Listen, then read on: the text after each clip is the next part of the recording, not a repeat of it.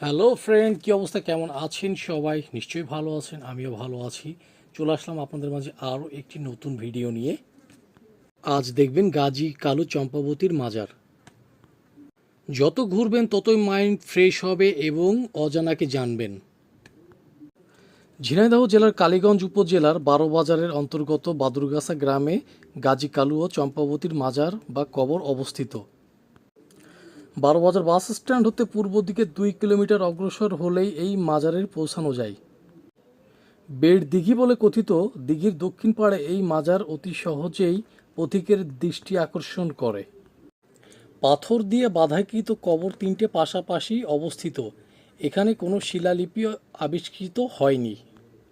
যথাক্রমে কবর তিনটি গাজী কালু ও চম্পাবতীর বলে জনশ্রুতি আছে।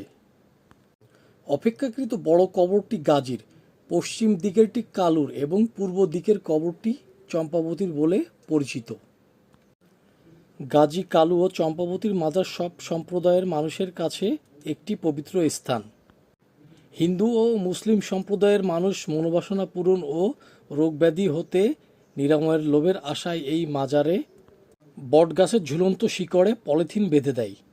বিভিন্ন রকমের মানত করে ও সিন্নি দেয়। ধন্যবাদ, আজ এ পর্যন্ত। সকলেই ভালো থাকবেন। আসসালামু আলাইকুম।